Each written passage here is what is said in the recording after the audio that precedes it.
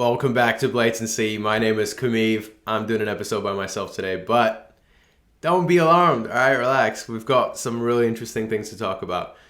I'm going to start right off the top. I was getting my haircut today, and the barber, Jack, shout out to the barbershop in 225 Simmons Street, shout out Ron. Sorry, not Jack, actually Ron told me that there's rumors that Israel Adesanya will be fighting Jamahal Hill out of everybody in Sydney. I know we all thought it was going to be Robert Whittaker, but if you think about it, right? Rob's fighting in July, and the UFC Sydney card is in September. That only gives Rob 8 weeks to prepare to fight Israel Adesanya. Like, come on, like that. It's not realistic, right? And I'm saying Rob because I know Robert Whittaker is gonna beat Dricus du Plessis. Let's be real. Let's be honest. All right. Dricus can't beat. I mean, who knows? He might. But I don't think Dricus will get past Rob. But anyways, I've already spoken about that a bunch of times now. But yeah, realistically, if you think about it, it only gives 8 weeks, and it depends how badly beat up is Rob. You know, Rob might finish Dricus in round 1, and that's fine. But if it goes all 3 rounds or whatever, 5 rounds or 3 rounds, I think they're fighting. If it goes all 3 rounds, and Rob's hurt, his legs beat up probably, and he's 8 weeks is like you're right into camp, like 8 weeks or 9 weeks or whatever, like. So it makes sense why this rumor is a rumor that Israel will be fighting Jamahal Hill for the light heavyweight strap. And it also kind of makes sense because Jiri is saying he's ready. Jiri Prohaska, the guy who was technically supposed to be the champ. He's saying he's ready, but let's be real. The UFC doctor said that was the worst shoulder injury ever. Which means Jiri's not fighting. Jiri's not ready. He's only been out for a year, less than a year. All right, he injured his shoulder in what? Was it October last year? And it's June now. Sorry, yeah, it's basically June now at this point. It's 28th of May today. You'll probably be seeing this on the 29th of May. And yeah, so how do I see that fight going? It's not like my opinion matters, but I'm still going to say it anyways. I think, well, obviously I'm rooting for Izzy. Like, I know Izzy will beat Jamahal Hill, but how will Izzy beat Jamahal Hill? I don't think he can. Maybe he can, but I don't think it will be a knockout. It will be a decision fight, and it'll have to be a technical scrap. Jamahal proved his takedown defense, and I don't remember seeing him wrestle much at all throughout most of his fights. So we don't know how good he is at wrestling. We don't know how good he is at taking someone down and holding them there. But we know he can get the fuck back up because Glover tried so many times, man. That fight is so amazing. I watched it again the other day, like 3-4 weeks ago, and yeah, I just wanted to go see what it was like. And bro, it's unbelievable, man. Jamahal Hill is really that guy. He really is. Fuck, he was phenomenal, man. Switching stances, he would switch stance to southpaw, boom, he would throw that head kick, and he just kept landing it. It was fucking beautiful. The body shots, the head kicks, the body kicks. But yeah.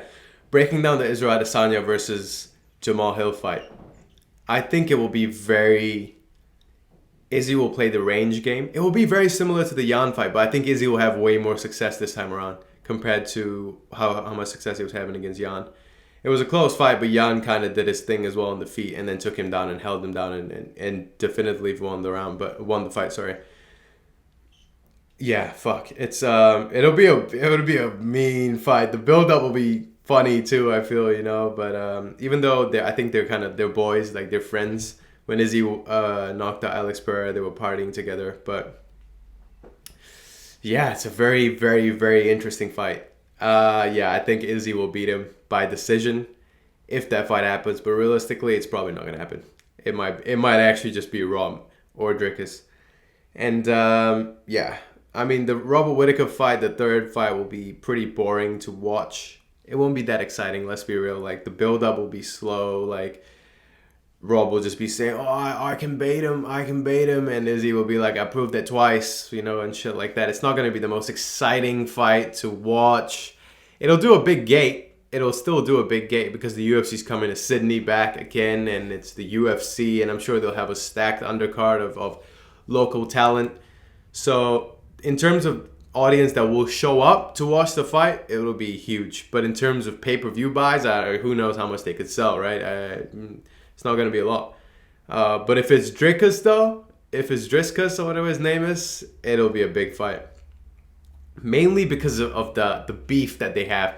Dricus was talking a lot of shit, but then as soon as Izzy started responding, as soon as Izzy started saying, I'm going to drag your carcass around, he's like, oh, I never mentioned anything about race. Why is everybody making us about race and all that? He knew what he was doing.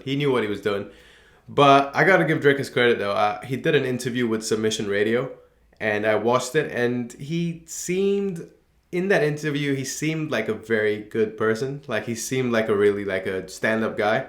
And he seemed like a very honorable guy, but I don't know. I just think he's a piece of shit a little bit for the African comments that he made. Yeah, Izzy, bro. If Izzy fights Dricus du Plessis, bro, come on, man. Come on. Hey, he's got 2 nostrils now, so that makes him a little bit more dangerous than he normally is. But Izzy been having 2 nostrils, bro. Like, come on now. And, yeah, fuck. Izzy would yeah.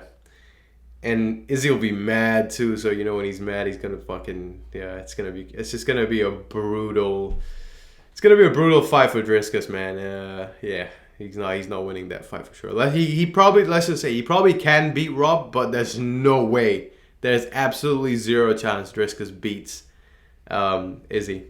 No chance. But yeah, it's a cool fruit for thought, you know. Izzy could be fighting Jamahal Hill, and think about it. Oh, this is a very exciting narrative. If Izzy beats Jamahal Hill, which I believe he will, and let's just say this is the fight that they make, right? It's not a rumor and it's true. If Izzy beats Jamahal Hill, and now Izzy's the champion at light heavyweight, right? And he's the double champ. He's obviously the middleweight champion and the light heavyweight champion. And now Alex Pereira fights Jan, and Alex knocks out Jan, let's just say. That's it. It's Alex Pereira and Izzy 3 at light heavyweight this time.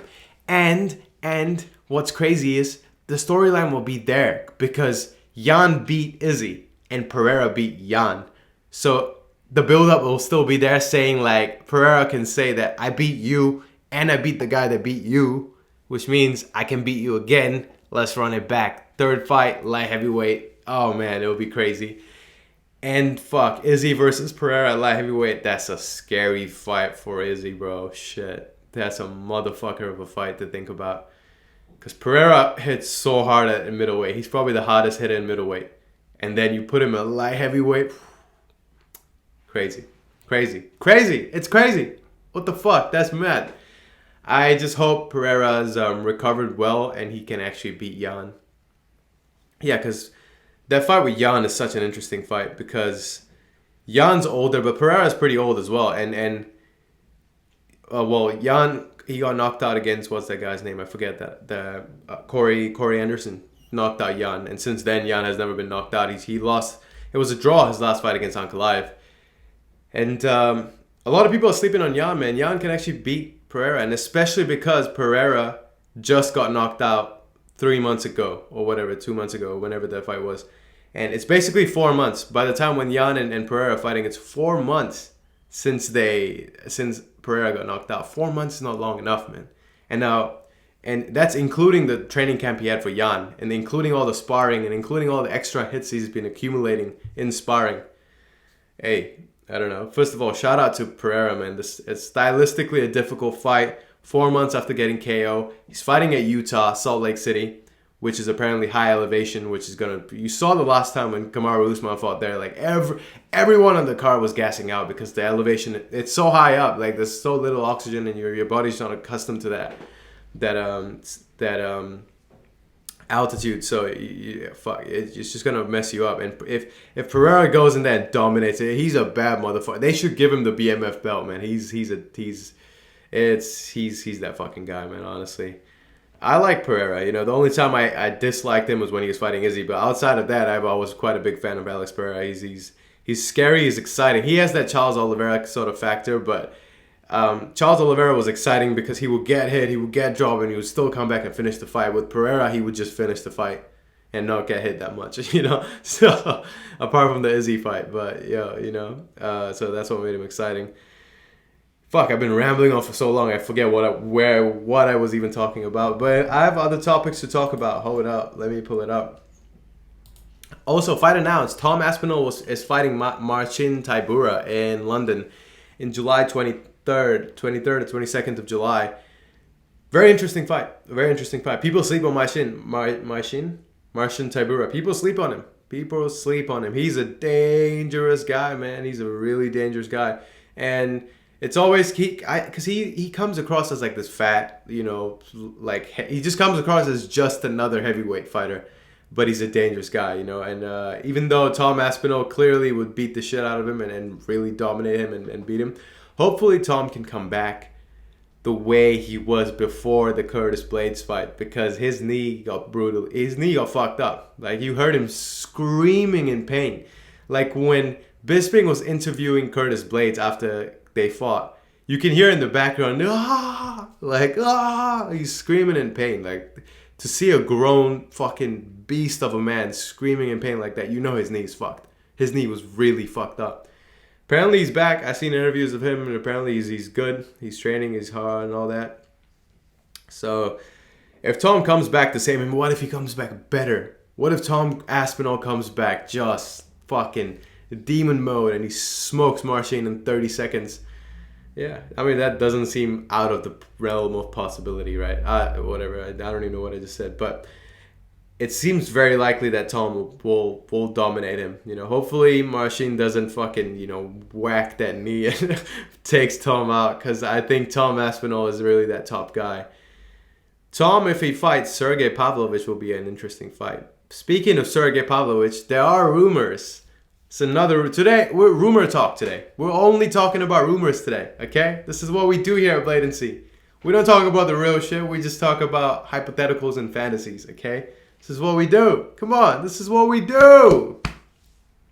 But now, apparently, there are rumors that Stipe Miocic is not going to fight Jon Jones. It's actually going to be Sergei Pavlovich. And if you don't know who Sergei Pavlovich is, you're not that, nothing's wrong with you, because Sergei Pavlovich isn't a big name, but he's a bad motherfucker. 6 or 7 fights, and all of them finished in the first round.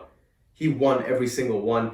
He knocked Curtis Blades out. He just fucked Curtis Blades up. His boxing is good. He beat Tai Tuivasa. Who else did he beat? I can't remember now, but he just been fucking up everybody, man. Honestly, Sergei Pavlovich is that motherfucking guy. And shout out Jack, the barber who cut my hair today. He was saying Sergei Pavlovich will beat Jon Jones. And I was like, nah, bro, are you serious? No way. No way. We're talking about Jon Jones. It's easy. I know. We can say Jon looked a little bit slow. He looked a bit out of place, even though he dominated, and we didn't see anything basically from Jon that was like that was bad in that Cyril Gane fight. But he did look a bit off when they said fight. He did look a bit like he felt like he was a bit awkward in there. He ate the nut shot, took Cyril Gane down, you know, submitted him clean, perfect, beautiful. Sergei Pavlovich, on the other hand, I don't think I've ever seen him wrestle, because every fucking fight he just boxed the shit out of everybody, punches them in the face, puts them out, wins it. So we don't know what his wrestling level is like, what his takedown defense is like, and he might just be like as good as Jon Jones. He's young, he's hungry, he's coming up, he wants money, you know?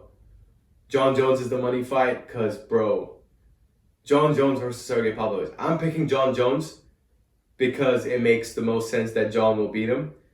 And I think Jon's only way of really beating him is by submitting him. Taking him down, smashing him on the ground. And Jon's got that extra weight now, so you know his takedown is going to be even crazier. Smash him on the ground, elbow his fucking teeth in, pop, pop, and then, you know, find some sort of a submission. Or he could even TKO him from the ground. But I don't think that's, you know, going to happen.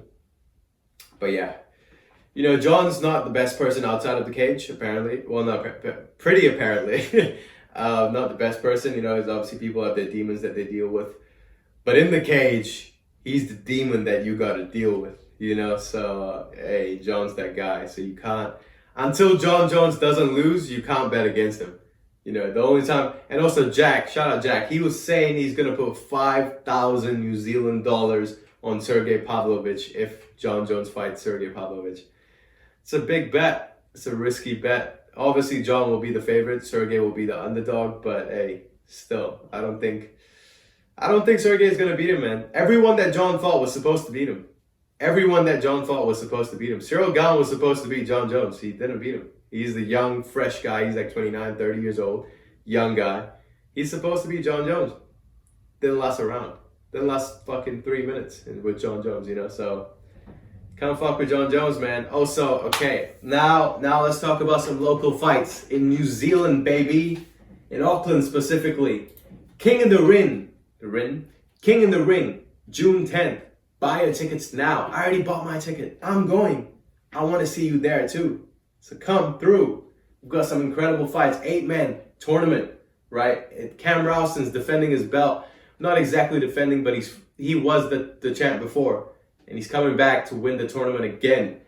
And he's the only guy I know in that tournament because he's coming out of CKB. I'm training at CKB as well. And yeah, I think Cam's going to win pretty decisively, pretty easily, I think, as well. You know, Cam's just that fucking guy, man. He's really that beast. You know, and I'm sure there's some great fighters on there. But anyways, let's talk about the undercard. You got Navajo Stirling fighting, I believe his name is Igor Kim, right? He's fighting him in a mixed rules fight. Navajo Stirling versus Kim in a mixed rules fight. How often do you see that? You saw that once in one championship, you know, Rod Tang versus Mighty Mouse. And in New Zealand, we're getting stacked. We're getting 3-4 of these fights on June 10th. You gotta be there. Come through. And if you watch the podcast and you know who we are, say what's up. You know what I mean? We'll be around. You'll see us. But anyways, Navajo Stirling fighting Igor Kim in a mixed rules fight. It's called Arsenal X, which is round 1 is boxing only. Round 2 is K1 kickboxing. And round 3, Muay Thai. Bro, come on now. I don't think this, I'm obviously biased and I'm obviously picking Navajo to win. But, you know, I think when in round 2, it's done. Igor's not going to make it past round 2, you know. Round 1, because it's boxing only, I've never seen Nav just solely box. So I know he's good. He's obviously really good with the head movement and his footwork, but we'll find out. He might even knock Igor out in the first round, you know. I'm not counting Igor out. I'm not counting Kim out. But he might be fucking phenomenal. You know, he's fighting Navajo Stirling, so obviously it's going to be some sort of an even match. You know, he might be really good. I don't know, but I'm picking Nav to win, and I think by round 2, Nav will KO him. As soon as Nav can start using his legs, it's done. It's done. As soon as he can start kicking you, it's done. It's over, brother. It's over. So my bet's with Nav Stirling. It's going to win. All right, moving up. There's so many of these kind of fights, and women's fight. Women are doing this as well. You know, so you got Michaela Jenkins fighting Jean Macca, I think her name is, or Macca Jean, I don't know her name exactly, but they're fighting in Arsenal X as well. They're also doing boxing, kickboxing, and Muay Thai in 3 rounds. It's a fucking phenomenal. I think this King of the Ring was better than the last King of the Ring in terms of the undercard. You know, Nav was on the last one as well, but you know, hey, it's much better because you got all these mixed rules fights. You got so many mixed rules fights. It's phenomenal. It's great. Then you got Cody Sione versus Pong Chau in Arsenal Extreme, which is even crazier. You got Arsenal X, which is boxing, kickboxing, and Muay Thai, and then you got Arsenal Extreme, which is kickboxing, Muay Thai, and MMA. That is fucking crazy. This is crazy. Like, you get to see all 3 styles. This is beautiful. And I never seen MMA in the King of the Ring series. I've never seen them do MMA. It's the first time we're gonna see MMA in the cage and in the ring. You know, it's gonna be very interesting. Cody Sione is fighting Pong Chau. I've seen both of them. They were both, if I'm not mistaken, in the last King of the Ring tournament. And I'm not even gonna make a prediction, honestly. I'm gonna go with Cody Sione on this one. Sione, the only reason Sione lost was because he fought the king. He fought Nikora Lee Kingi, and Nikora is that guy, 3-time King of the Ring champ. and that's the only reason Cody lost. You know, and I think Cody's a phenomenal fighter, and I mean Pong Chau is a fucking beast in his own right too. You know, but if I have to make a bet, you know, I don't know much about these guys, but if I have to make a bet, I'm going Cody Sione will beat Pong Chau. It's an interesting fight. It's an interesting fight. You know, it's MMA at the end of the day. You know, at the end, you know, who knows who's good at MMA? You know, what if they both make it past the kickboxing and Muay Thai rounds? You know, it's going to the ground. You know, or maybe they both will just, you know, stick to stand up. You never know. It's very interesting. Oh, I'm excited as fuck for these. Next fight. Hold up. I need to. Calm down. Relax. Oh, relax. Raam Didumo is fighting, I believe his name is Shane Wilis, right? Shane the Shiv Wilis. Raam Didumo is fighting Shane Wilis in Arsenal Extreme Rules fight, which is kickboxing in round 1, Muay Thai in round 2, and MMA in round 3. It's a mixed rules fight too. We're getting so many mixed rules fights on this King of the Ring card. It's crazy. Y'all better get your tickets, man. Fuck, what are you guys doing? It's crazy. I train at CKB. I see Raam all the time. Bro, I respect Shane the Shiv. He looks like a great guy. He looks like a great fighter. But, bro, Diddy is a fucking demon, bro. He's a demon, bro. He's so phenomenal at striking. I don't know about the MMA side of things. I don't know. I've never seen, so I don't know. But respect to Shane, bro. I don't mean this disrespectfully at all, but I think it's gonna end in, as soon as it goes Muay Thai, bro. Fuck, it's done, brother. It's Raam is so elite in his striking. It's crazy. Like, this is gonna be a highlight fight for him, you know, and bro, I'm picking Diddy all the way. You know, respect to Shane. You know, I'm sure he's a great guy, and I'm sure he's a phenomenal fighter. He has to be if he's fighting Raam. If they messed him up with Raam, he has to be a fucking phenomenal fighter in his own way. But yeah, it's gonna be a good fight for Raam to win, in my opinion. And yeah, and that's King of the Ring, bro. Like, get your tickets. Like, you can buy tickets for like $36. You know what I mean? Like 36 New Zealand dollars. You can just get like one of them seats and you can be there live, experience the energy live, bro. It's crazy. I expect to see you guys there. We'll be there. We'll be watching. We'll do a podcast as well after me and my brother were going. And shout out King of the Ring, man. You guys really stacked the shit out of the card this time. This is like the UFC when Dana White comes out and announces UFC 291 or whatever, right? Like, where it's like, oh shit, it's so stacked. Like, yeah, this is one of them cards, you know? Hey, it's awesome.